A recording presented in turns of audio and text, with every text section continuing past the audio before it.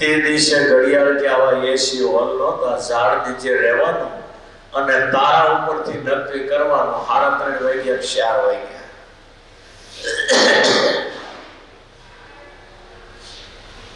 એવું ઋષિ મુનિઓ સરસ જીવન જીવ્યા છે.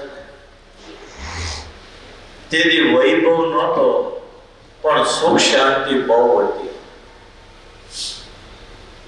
તમે ભાડાની રૂમમાં રહેતા હો, 3000 ભાડું ભરીને રૂમમાં રહેતા હો ને એમાં સામાન થોડો હોય, તમને ખબર હોય બદલવાનું થશે કે આ ક્યાં બધી જંજાળ ફેરવી. પણ તમે કરોડો કમાઈને જો બંગલો કર્યો તો 1 ટ્રક ભરાઈને એટલો સામાન તમારા ઘરમાં નીકળે. હું સાધુ છું પણ મારા મકાનમાં જુઓ તો 2 ટ્રક ભરાય એટલો સામાન હશે. સૌ સાધુ. હું જેટલું કાઢું એટલું ડબલ જ આવતું જાય, જેટલું કાઢું ડબલ જ આવતું જાય. હું મરીશ ને કાઢશે ને શોખમાં ઢગલો થશે, તમારે જોવું જોઈશે. તમારી નહીં, પેલા મારી વાત. જ્યાં જાવ ને ત્યાં પુસ્તક સારું દેખાય લઈ લો. મારી રૂમમાં પુસ્તક જ એક ટ્રેક્ટર ભરાય એટલે છે. બોલો એમ થાય આ વાંચ્યું આ કોઈ એક આવે ને એક જાય, વાંચવાનો ટાઈમ રહેતો પણ હાંગર્યા કરો. પેલા ખોટ નિહાળીએ ને વતાણા ન જાતા હોય. કોઈ પુસ્તક મારા રૂમમાં નીકળે. બોલો હા તો હસ્તલિખિત પ્રતો છે મારી કબાટો ભર્યા. બોલો એક પુસ્તક લાખ રૂપિયા ન મળે એવા 8 પુસ્તક છે. કરોડોના પુસ્તક કહેવાય. અને બીજા પુસ્તકના કબાટ એમાં નિત્ય સ્વરૂપ સ્વામીએ અવળો થેલો ભરી મેળા મોકલ્યા પુસ્તક. પછી 35 જેટલા સાકર આખો થેલો ભરી મોકલ્યા છે. એ રોગમાં વચ્ચે હજી ઢગલો પીડો છે. કબાટમાં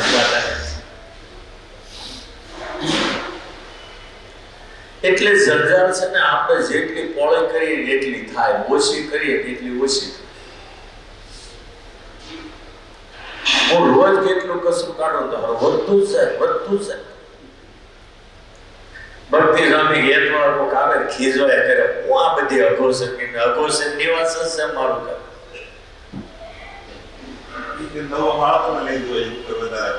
પાછા બીજા મને કે જો સ્વામીને હાથ આવી કેટલી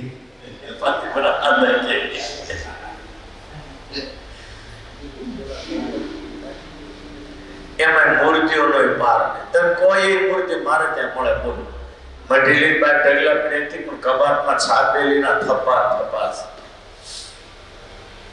મારી 10 પેઢી મૂર્તિઓ લેશે તો ખૂટે એમ નથી રૂમમાં. પણ આ બધો છે ને ઉપાધિનું ઘર કહેવાય. તમને આ શું કહું ને,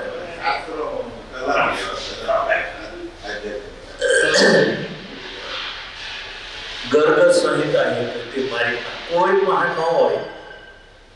એ ભૃગુ સંહિતા હોય કોઈ પાસે ન હોય. એ લાખ રૂપિયા તમે વેચો તો એ ગર્ગ સંહિતાના લાખ રૂપિયા બી કોકને અપાણે ને એ ગઈ કોને અપાણે મને યાદ નથી. મને કે હું ચોક્કસ આપી દઉં. એ ગઈ એમાં કૃષ્ણાવતારમાં જેટલા અસુરોને વૃંદાવનમાં માર્યા ભગવાન એના પૂર્વ જન્મના ઇતિહાસો લખેલા. જોની જે ગર્ગ સંહિતા અને ગર્ગ મુનિ ભવિષ્ય જાણનાર હતા ને એને આ બધાય દૈત્યોના પૂર્વ જન્મના ઇતિહાસો લખ્યા. દુઃખને અપાણી ગઈ. એટલે શાસ્ત્રો છે ને એ આમ ખજાનો છે. પણ મારે તો પછી ઠોટ નિહાળી અને વતાણા દાદા એવું થઈ ગયું છે. બાકી દશમ સ્કંદમાં કેટલો ભક્તિ રસ. હું ગોપીઓની, ગોવાળિયાની, ગોપીઓની, નંદ યશોદાની કેટલી મહિમા ભરેલી કથાઓ હોય. એ વૃંદાવનનો મહિમા, ગોકુળનો મહિમા, યમુનાજીનો મહિમા, મથુરાનો મહિમા, વિશ્રામ ઘાટનો મહિમા, ઈ ગોવર્ધનનો મહિમા. તમે જાઓ ને તો ખબર પડે, પણ જો સમજ્યા હોય તો, નહીં તો થાકી ઘરે આવવાનું થાય. દશમ સ્કંદની અંદર વેણુ ગીત, ગોપી ગીત, એવો મહિમા મળ્યો છે. અને દશમ સ્કંદ વાંચવાની મહારાજે 12 મહિના હાથ ધરે, એનું આ કારણ છે. કેટલો મહિમા, કેટલો મહિમા. જતીપુરા તમે જાઓ, ત્યાં ગિરિરાજનું મુખારવિંદ છે ગોવર્ધન. સવારે 6 વાગે દૂધના બેડા ને લોટા ઢોળવાનું શરૂ થાય, અભિષેક કરવાનો. 1 વાગ્યા સુધી એટલી ધક્કાધક્કી છે ને તમારો નંબર ન લાગે. 1 બેડું દૂધથી અભિષેક કરો તમારો નંબર ન લાગે. ધક્કાધક્કીમાં રેડી નીકળી જવાનું. લાખો વૈષ્ણવને મહિમા કેટલો ઉભરાય છે. આપણા ભગવાને ગોવર્ધનમાં ઉતરી અને ગોવાળિયાની મનોકામના પૂરી કરી, ત્યારથી ગોવર્ધન ભગવાન તરીકે પૂજાય છે. એકવાર ગોકુળ ગોવર્ધન મથુરાની યાત્રા કરોની ગિરિરાજ મુખારે જોર ખ્યાલ આવે. આમ તો ઘણી જગ્યાએ ગોવર્ધનને પૂજન થાય છે, અર્ચન થાય, પણ જતીપુરામાં જે ગિરિરાજનું મુખારવે, અયોધ્યામાં રામ જન્મભૂમિ, નંદીગ્રામમાં ભરતે જે ખાડામાં 14 વર્ષ તપ કર્યું, ગળા સુધી ખાડામાં ભરતે 14 વર્ષ કાઢ્યા. તમે વિચાર કરો કે રામનો તપ વધારે કે ભરતનો વધારે? 14 વર્ષ સુધી ગળા સુધી ખાડામાં જિંદગી કાઢી. લક્ષ્મણે 14 વર્ષ સુધી ઊંઘ હરામ કરી, 14 વર્ષ ઝોલું ખાધું નહીં. એટલે ગમે એમ તો શરીર તો માણસનું હતું ને. 1 દી હુઓ નહીં, 2 દી હુઓ નહીં, 8 દી હુઓ નહીં, 12 મહિના હુઓ નહીં. આ તો રામાયણ એમ કહે છે, ભરતે 14 વર્ષ ઝોલું ખાધું નથી. આ પૃથ્વીના ગોળા ઉપર આવો તપસ્વી એક બતાવો લ્યો. અને તોય રામે શૈલીવાર જાકારો આપ્યો, ધક્કો માર્યો. લક્ષ્મણને જળ સમાધિ લઈ પાતાળમાં શેષ બની પહોંચી ગયા. શું આ જિંદગી છે? બહુ વિચારવા જેવો પ્રશ્ન છે. એ સ્વામિનારાયણ ભગવાન જ્યારે ધામમાં જવાના હતા, તેથી જે ગરડામાં દાદા ખાચર અને નડુબાની દશાની વાત શું કરી. અયોધ્યામાંથી જ્યારે રામ વનમાં જવા નીકળવાના હતા, વશિષ્ઠ જેવો ગુરુ ઉભો રડે, આંખમાંથી આંસુડા તોળી દાઢી ઉપર પડે. કૌશલ્યા બેભાન જેવી હાલતમાં પૃથ્વી ઉપર પડેલા. 30 લાખ જનતા રાજભવનની આગળ બરાડા પાડી રડે. કેટલાય મૂર્છા ખાઈને પડ્યા હતા. તેની જવાબદારી અને ચિંતા હતી માત્ર એક સુમંતને, અને દશરથ પણ કોક ભવનમાં બેભાનમાં પડ્યા હતા. આખી અયોધ્યાની જવાબદારી સુમંતની, અને તેદી જે સુમંત ટેન્શનમાં રહીને જે નોટું કાઢતા હતા.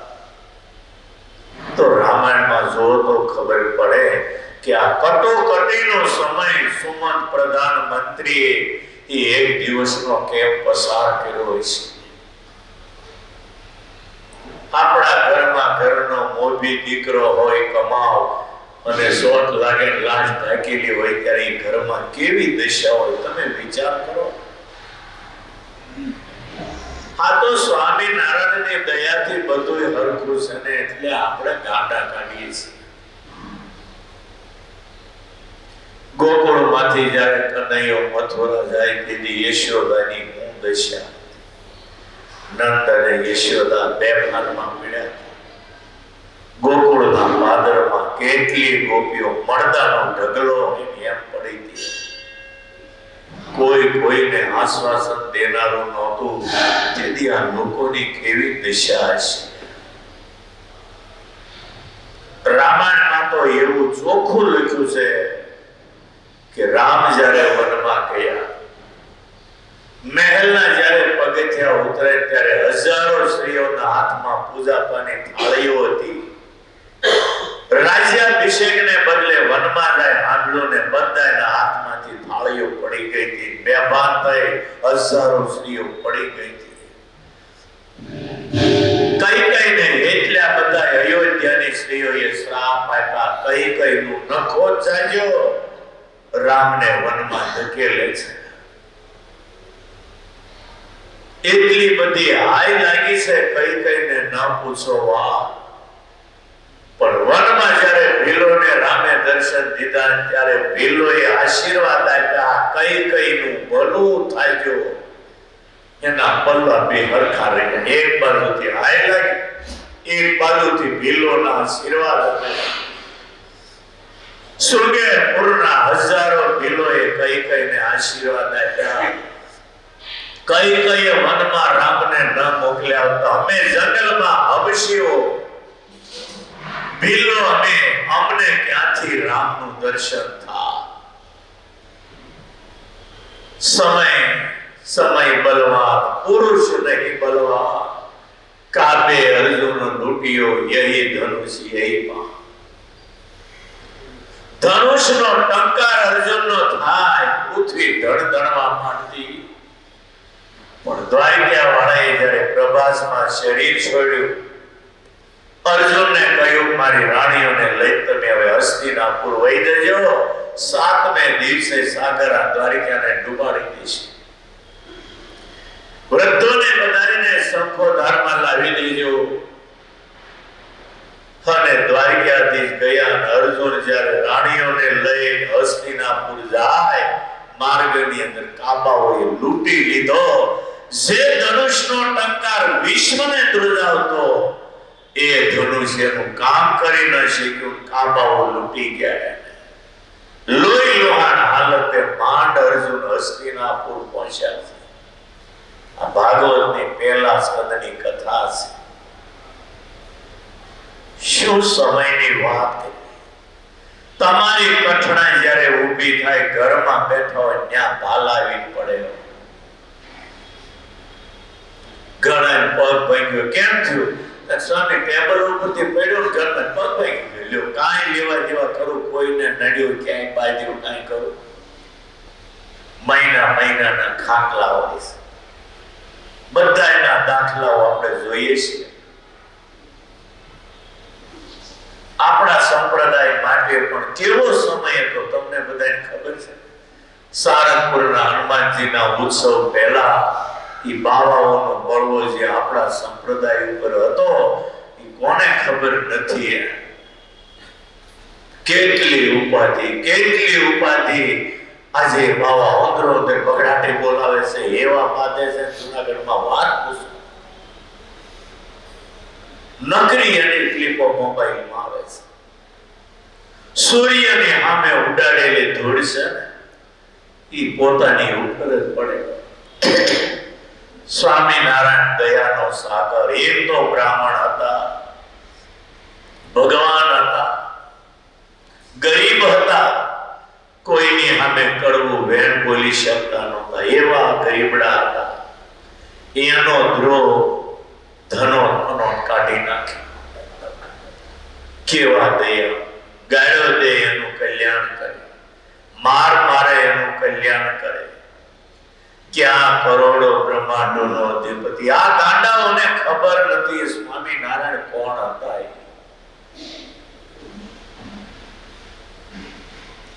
વિશ્વને હલાવે એવા મુક્તો પણ આજે એના શરણની રજને ચાટે છે.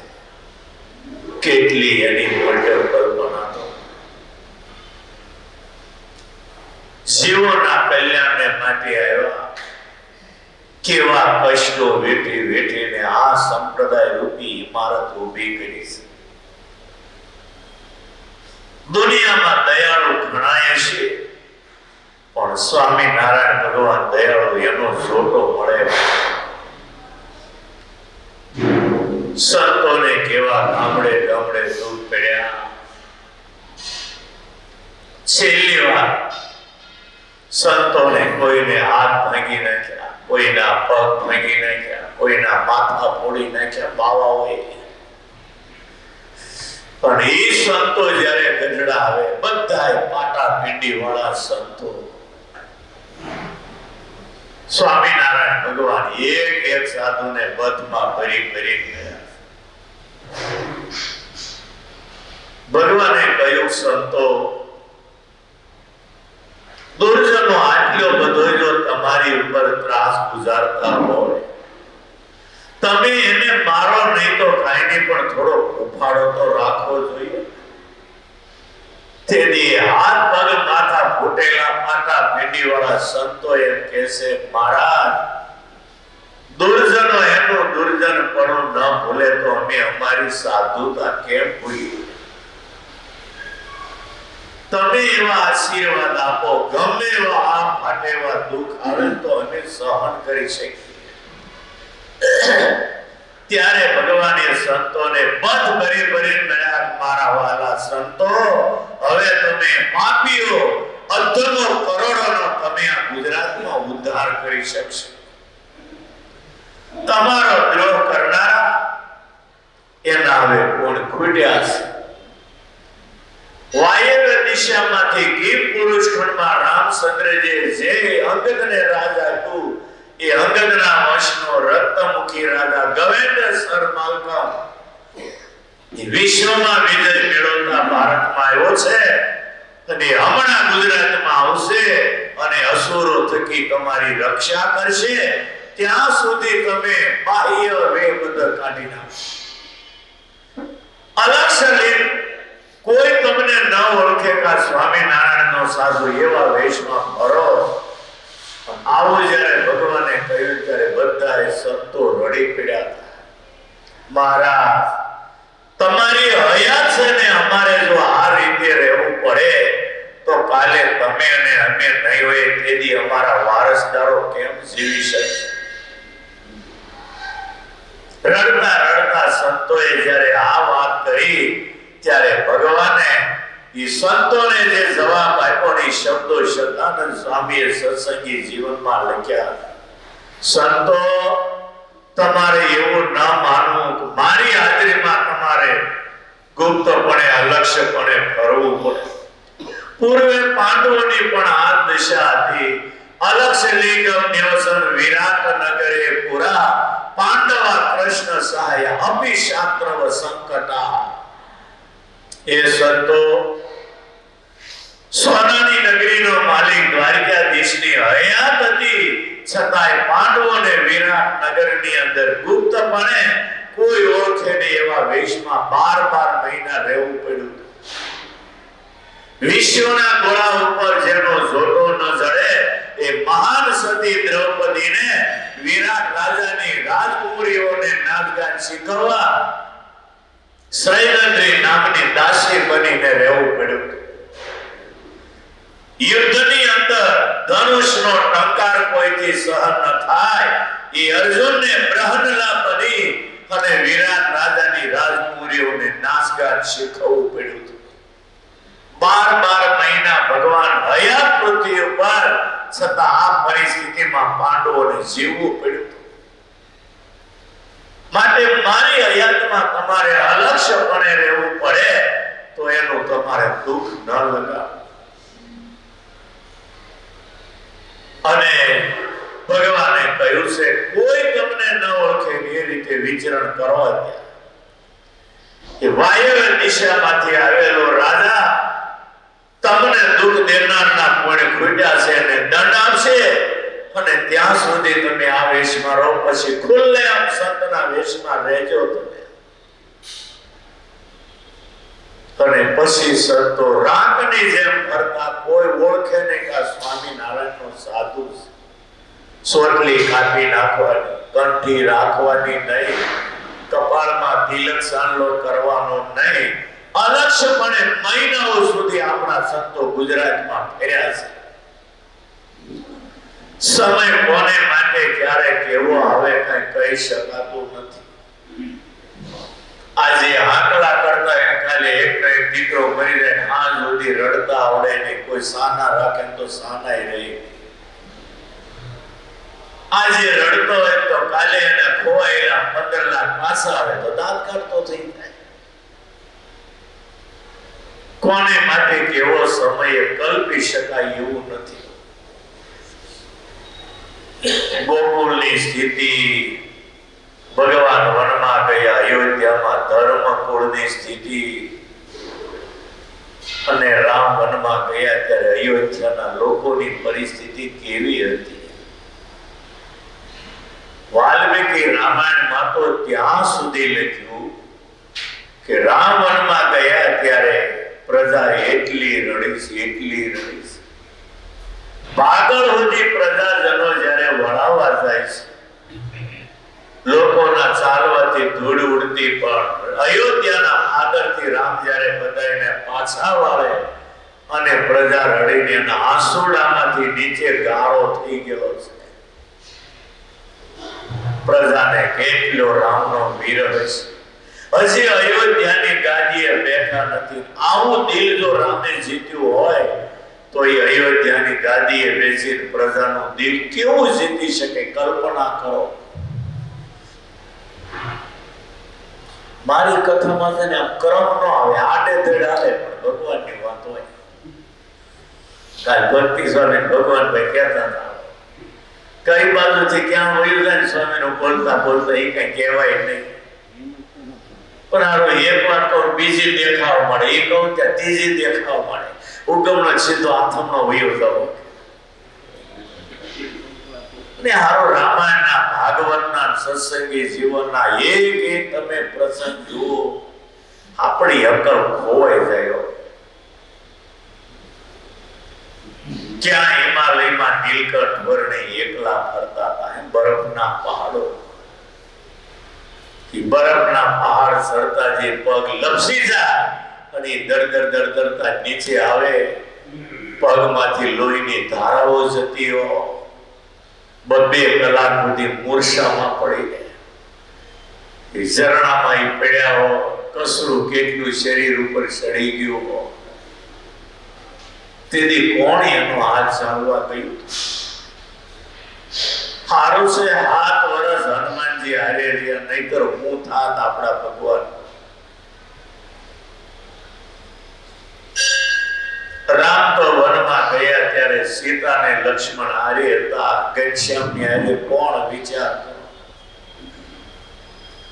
એમાંય જયારે માનસરોવર તરફ ગયા, બદ્રીનારાયણ તરફ ગયા, કેટલી વિકટ પરિસ્થિતિ હું તમને વાત કરું. દેવતાઓને આવીને હાથ જોડીને રોકવા પડતા હતા, પ્રભુ રાખો હવે આ શરીર નહીં રહે. કેવી પરિસ્થિતિમાં સ્વામિનારાયણ ભગવાને ઘોર તપ કર્યું છે.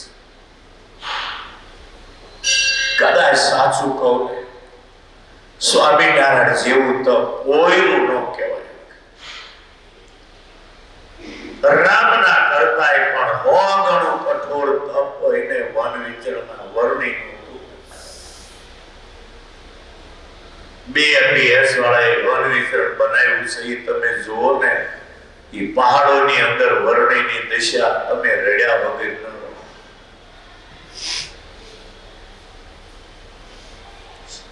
કેટલું ઘોર તપ, કેટલાથી ખાવાના. ભૂતપુરીના જંગલમાં 4 દિવસ સુધી જેને પાણી નથી મળ્યું, ખાવાની તો વાત જ ક્યાં. 4 દિવસ સુધી ન પાણી મળ્યું, ન ખાવાનું મળ્યું. એ ભૂતપુરીના જંગલમાં આબુ અને 4 શીંગો મળીને એને ચકમક પથ્થરથી અગ્નિ પ્રગટ કરી, શેકીને 4 શીંગ ચોથે દિવસે ખાધી. ભૂતપુરીના જંગલમાં ઓળી ત્યાંથી હાલ્યા, 2 દિવસ હાલ્યા ત્યારે ભૂતપુરીના જંગલમાં એક વાવ આવી. કાંઠે દરબાણામાં શાલગ્રામને પધરાવી અને તુંબડું લઈને વાવમાં ઉતર્યા. એ વાવના પગથિયા કેમ ચડ્યા છે, ગિરનાર ચડે એટલું કઠણ લાગ્યું છે. 6 દિવસ જેને કાંઈ લીધું નહીં અને એ ઊંડી વાવમાં ઉતરી પાણીનું તુંબડું ભરી કાંઠે આવવું, એ કેટલું કઠણ હશે, જરા વિચાર કરો. ઉપર તોમડો ભરી પાણી લાવી જ્યાં શાલગ્રામ ઉપર રેડ્યું, તરબાનું કોરું એ આખું તોમડો પાણી શાલગ્રામ પી ગયા. તેદી વર્ણિની આંખમાં આંસુ આવી ગયા. ઓ, હું મારા શિવ્ય સ્વરૂપને સાથે લઈ નીકળ્યો. આટલી બધી જેને તૃષા, એને ભૂખ કેટલી છે. બીજી વાર વાવમાં ઉતર્યા, વળી એ પગથિયા ચડે બીજું તોમડું પાણી રેડ્યું તો એ શાલગ્રામ પી ગયા. સત્સંગી જીવનમાં લખ્યું, 4-5 તોમડા પાણી રેડ્યું, શાલગ્રામ બધું પી ગયા. છેલ્લી વાર જયારે એ છઠ્ઠો તોમડો જયારે પાણી રેડ્યું શાલગ્રામ ઉપર, એને દયા આવી ભગવાન ઉપર. ભગવાનને કેટલી તસ્દી દેવી. પછી તરબાણું આખું ભરાઈ ગયું, શાલગ્રામ ડૂબી ગયા. વળી વર્ણિની આંખમાં આંસુ આવ્યા. હું શિવ્ય સ્વરૂપ હારે લઈ નીકળ્યો. ટાણે જળ પાવું, ટાણે જમાડવું, મારી પાસે કાંઈ નથી, હું શું ખવડાવું? આ મારા પ્રભુ કેટલા ભૂખ્યા છે. પેલા ધાણીના ગોગડા હતા ને, એનો ભૂકો કરીને એમાં ગોળનું પાણી નાખે, એને કાઠિયાવાડમાં હાથવો કહેતા. ગોગડા જેને કે એને ખાંડી નાખે, પછી એમાં ગોળનું પાણી નાખી સોળી નાખે, કુલ્લે છે. ઈ સાથવો જયારે વર્ણિ છે મેર્યા, પછી હાથ જોડી પૂછ્યું, હવે કહો તમે કોણ છો? જે દૈત્યોને માતાજીએ મારેલા એ અપાર મહિમા એ 8 શ્લોકમાં કહ્યો છે. સ્વામિનારાયણ સંપ્રદાય એકે દેવથી બાકાત નથી. સ્વામિનારાયણ ભગવાને તમામ દેવ દેવીઓને આદરથી માનવાનું કહ્યું છે. ફક્ત એટલો અપવાદ કે જેની આગળ માંસ બકરા વધેલા એવા દેવ દેવીને મારા આશ્રિતોએ માનવા નહીં, અને એ દેવ દેવીમાં એનો વાસ હોય પણ નહીં. આ કાંકરા કાઢીને મહારાજની ચોખ્ખી વાત હતી. આ શ્લોકની અંદર વર્ણિએ ભવાની માતા અંબાજીની સ્તુતિ કરી, અને આ શ્લોકની અંદર શિવજીની સ્તુતિ કરી છે. સદા શિવં શાસ્મતમી સીતારં પ્રશાંત માશાપતિ મંડલેશં બ્રહ્માદિ દેવાર્ચિત પાદ પદ્મ શ્રી શંકરં ત્વામહમાનતોસ્મિ. હે ભોળાનાથ, હું તમને બહુ આદરથી માનું. સદાય તમે મંગલ, સદા શિવ એટલે સદાય તમે મંગલ છો. શિવ એટલે મંગળ, સદા શિવ એટલે સદાયને માટે મંગળ. શાશ્વત મેષિતારમ, સનાતન અને પૂર્ણ શક્તિથી પૂર્ણ એવા હે ભોળાનાથ. એકદમ શાંત, પ્રશાંત એટલે એકદમ શાંત મૂર્તિ. આખા બ્રહ્માંડને તમારે નાશ કરવો હોય તો પળમાં નાશ કરી શકો એવા સમર્થ. બ્રહ્માદિ દેવાર્ચિત પાદ પદ્મ, બ્રહ્માદિ દેવતાઓ કાયમ તમારા શરણની પૂજા કરે. શ્રી શંકરં ત્વામહમાનતોસ્મિ. હે ભોળાનાથ શંકર ભગવાન, હું તમને આદર થકી માનું છું. આ એક શ્લોક મને આવે ને એનો અર્થ કહ્યો. 8 શ્લોકની અંદર ભોળાનાથનો અપાર મહિમા. પાર્વતીજીના 8 શ્લોકથી એનો પણ અપાર મહિમા. જે મહિષાસુર મર્દિની જેને કહીએ, મહિષાસુર દૈત્યને માર્યો, દેવોનું એને કામ કર્યું. અને એ વર્ણિ તમે 3 દિનનું સાંદ્રણ પાણી વગેરેનું કરીને અખતરો કરો. ખતરો નહીં થાય, મરી નહીં જવાય, પણ ખાલી અખતરો કરો. ત્રીજે દિવસે પગ એકી બેકી તો રમવા માંડે. ભલે પુરુષોત્તમ નારાયણ રહ્યા, પણ છેલ્લે શરીર તો માણસનું જ હતું. આપણને પીડા થાય અને એને પીડા નહીં થતી હોય, કલ્પના કરો. અને એ દયાળુ આપણે માટે જ આવ્યા. એને કોઈ એક પૈસાનો સ્વાર્થ નહોતો. જૈનપુરમાં કેવા વરદાન માંગ્યા વિચારતો.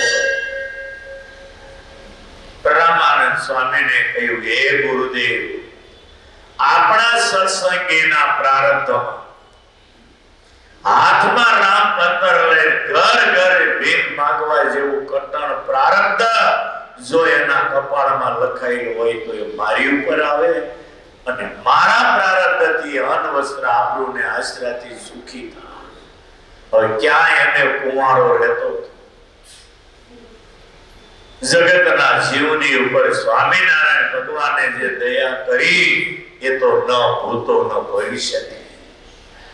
ભૂતકાળમાં કોઈ થયું નથી અને ભવિષ્યમાં કોઈ થશે નહીં. એટલે તો છાતી ઠોકી સ્વામિનારાયણ ભગવાનને આપણે સર્વોપરી ભગવાન કહીએ છીએ. એક વાર જો સ્વામિનારાયણ ભગવાન ઓળખાઈ જાય તો એને માટે દુનિયા છૂટતા જરાય વાર ન લાગે. પણ એક વાર સ્વામિનારાયણ ભગવાન ઓળખાઈ જવાથી કેવા દયાળુ, કેવા સમર્થ, કેવી એની મોટા અને જીવને માટેની કેટલી કરુણા. આવું જો બધું સમજાઈ જાય તો કોઈને કહેવું ન પડે. સત્સંગને અર્થે કરો, સત્સંગને અર્થેની જિંદગીઓ કુરબાન થઈ જાય. માટે વહાલા ભક્તો, આપણને જે સ્વામિનારાયણ ભગવાન મળ્યા, શું તમને એની વાત? કરોડો કલ્પને અંતે મળેલો આ માનવ અવતાર અને આ જ યુગની અંદર 200 વર્ષના ગાળામાં કાકડે ગુજરાતમાં માણસનો અવતાર મળ્યો. સ્વામિનારાયણ ભગવાન ઓળખાઈ ગયા. અરબસ્તાનમાં કે પાકિસ્તાનમાં જન્મ મળ્યો તો હું કરતા ટોપલા ભરી ભરી માંસના લોસા વેચતા હોય અને એમાંથી બટકા લઈને ખાતા હોય રોડ ઉપર ઉભા ઉભા. હા, કેટલી સ્વામિનારાયણની દયા. કોઈ દી તમને આનો વિચાર આવે છે? માટે મહારાજનો દ્રઢ આશરો રાખી એની આજ્ઞામાં રહી એનું ભજન કરી અને બહુ સુધારી લેવો. 100 વાતની એક વાત છે. સહજાન સ્વામી